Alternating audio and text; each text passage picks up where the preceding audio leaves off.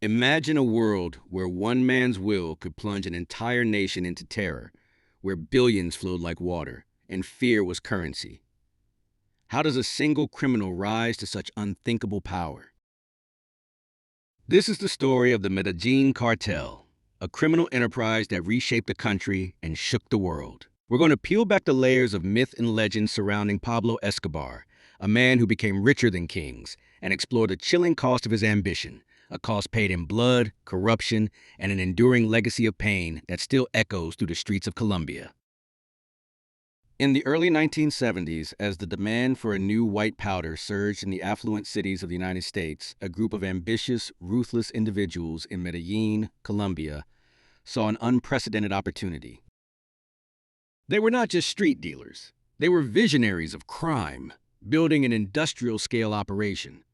Among them was Pablo Escobar, a former car thief and smuggler, who quickly rose to prominence. His raw intelligence, cunning, and absolute ruthlessness allowed him to unite these disparate traffickers into a single, terrifying force: the Medellín Cartel. They weren't just moving drugs, they were building an empire, controlling every step from coca leaf cultivation to processing labs, and finally, transport routes directly into American cities. Escobar's vision was simple yet monstrously effective: make cocaine cheap, plentiful, and easily accessible. He pioneered innovative smuggling methods, using everything from small planes to submarines, flying tons of cocaine into Florida and beyond.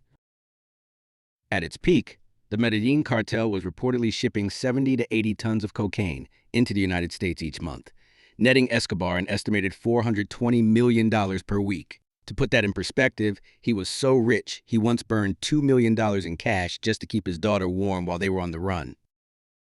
The money piled up so fast, they often stored it in warehouses, buried it, or bought entire properties just to hold it. It's believed that up to 10% of his fortune was eaten by rats or simply decayed due to improper storage. But this immense wealth came at an unimaginable price for Colombia. The cartel operated not just with business efficiency, but with brute force.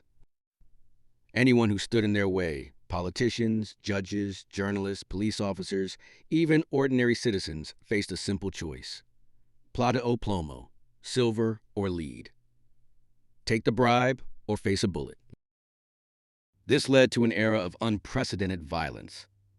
Car bombs became a common sight in Medellin and Bogotá, detonated with horrific regularity. Entire shopping malls, government buildings, and even civilian airliners were targeted. The assassinations were systematic and chillingly precise. High-profile figures like Justice Minister Rodrigo Lara Bonilla, who dared to speak out against drug lords, were gunned down in broad daylight. Presidential candidate Luis Carlos Galán, a strong anti-cartel voice, was murdered at a rally. The cartel's reach extended deep into the fabric of Colombian society, corrupting officials at every level, turning institutions against themselves. They effectively declared war on their own government, not with armies, but with an endless stream of violence designed to break the nation's will. As the violence escalated, the United States, alarmed by the flow of drugs and the destabilization of a key ally, became increasingly involved. The Drug Enforcement Administration, or DEA, alongside the CIA, began providing intelligence, training, and financial aid to the Colombian government. This was a direct, albeit covert, war on drug trafficking with specific targets: the cartel leaders, especially Pablo Escobar.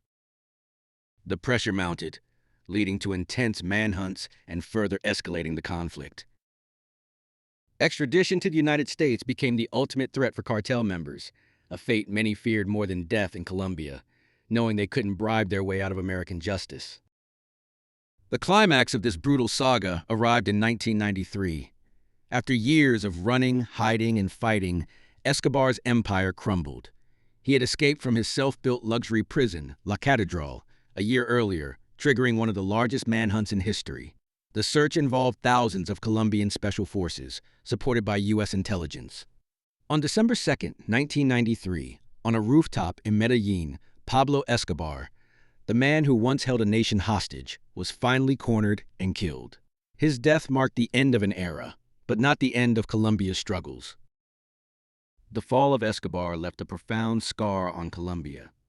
While the Medellín Cartel dissolved, other cartels emerged, adapting and evolving. The violence diminished, but didn't disappear entirely. The long-term impact on Colombia is complex. A deep-seated distrust in institutions, the normalization of corruption in some sectors, and the lingering trauma of a generation that grew up amidst bomb blasts and assassinations. It serves as a stark reminder of the devastating human cost when unchecked power and immense wealth are built on a foundation of crime. The story of Pablo Escobar is a dark chapter in history, a chilling testament to the seductive allure of power and the catastrophic consequences of its abuse. It's a story not just about drugs, but about the fragile line between order and chaos. If you found this deep dive into history compelling, hit that subscribe button for more untold stories.